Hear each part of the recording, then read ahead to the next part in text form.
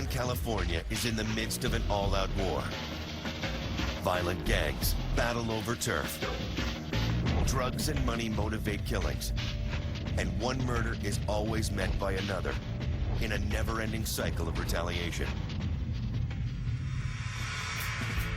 If you continue in your sins, all you got to look forward for is death. It has been 2 weeks since 16-year-old Ronnie Greer was murdered.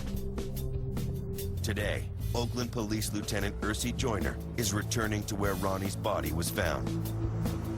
There are no leads in the case, but one thing is certain. A series of revenge murders could follow if the police don't find the killer first. Citizens called in saying that they saw a body in this vicinity. OPD responded due to the 911 call, located Mr. Greer, who was shot, suffering from multiple gunshot wounds. At this point, we're still interviewing witnesses, family, friends, people that he had close contact with, trying to determine what led up to him being shot. You can only imagine how difficult it is. You have no eyewitnesses, very limited physical evidence. No one has the answer. No one knows. No one seen Ronnie. No one talked to Ronnie. I have confidence in the fact that they're going to come to some type of closure on what took place with Ronnie. And if they don't get an arrest on this case, we will at least know what took place. I ask myself every day, since this happened, what would make a person kill a 16-year-old child and drop his body off by a freeway?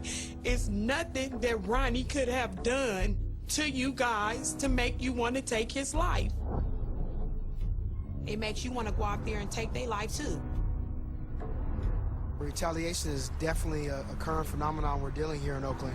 I mean, the numbers speak for themselves. At the Church of St. Columba, Oakland's death count takes on a graphic reality. Each cross represents a murder this year. And today, Ronnie Greer is getting his. He deserved to be here with his family. I deserve to have a chance to see my son grow up and be a man, to go to school, graduation. I deserve to see my son here with his family. He didn't deserve to die. In Oakland-style justice, mothers like Lanika are the ones left behind. And in this sea of crosses, one neighborhood is represented more than all others. It's known simply as the Killing Zone. The 18 by 45 block area stretches from Seminary Avenue to 175th Street. It is just 2 square miles in size, but there have been more than 100 murders here in the past 2 years. The murders are almost always gang-related, and each death leaves behind a broken family. Mona Hall has already lost both of her sons to these streets. This neighborhood looks like a place where you would want to raise your kids, where you'd want them, they'd feel safe, but looks are very deceiving. Okay, what the camera say? I don't give a about that. Yeah, I'm the biggest boss.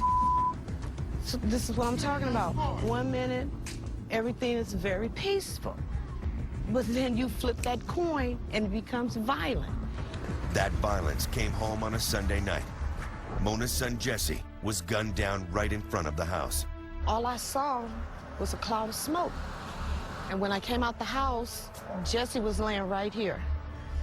And when I knelt down, Jesse's head slumped towards me, just like that. And I knew right then and there, I said, my baby's gone. It's a notorious neighborhood. You know? A lot of going on around here. The Killing Zone is also home to Filthy Rich. Dozens of his friends, his partners in crime, have been killed on these streets. I think we one of the #1 streets this year for murders. But he knows the path he has chosen. Death is just part of living the gangster life. It's the way it is. This is the way it's going to be after me. This is the way it's before me. Losing loved ones and family members, that comes with the game.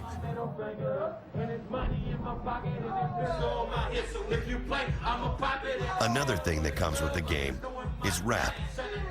So Filthy the drug dealer is trying to become Filthy Rich the rapper.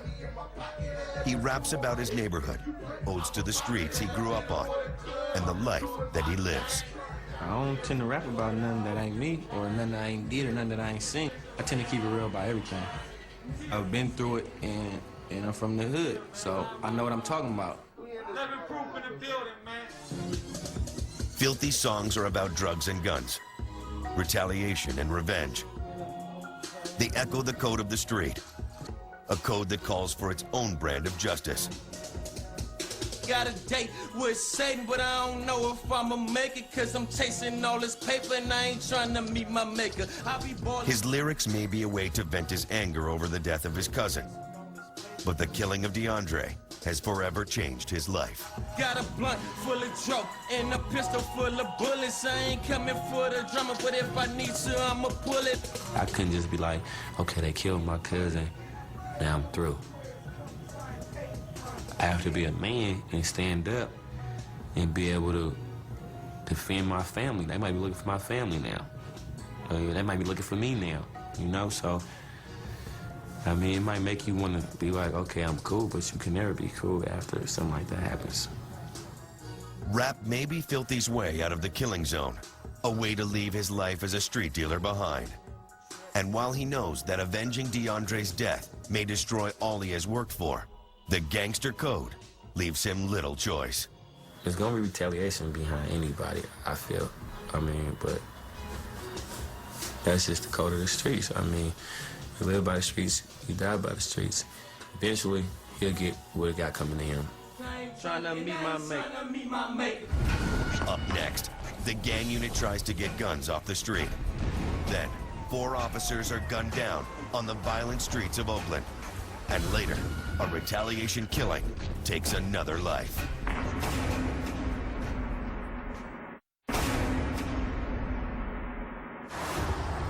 Oakland, California is in the midst of an escalating gang war that has driven the murder count to more than 100 this year. The violence is fueled by money and drugs, but carried out with a steady supply of guns. Guns toted by a new generation of gangsters, playing by their own, more deadly rules. All right, so we'll start off, we'll move to our left. Stay ready.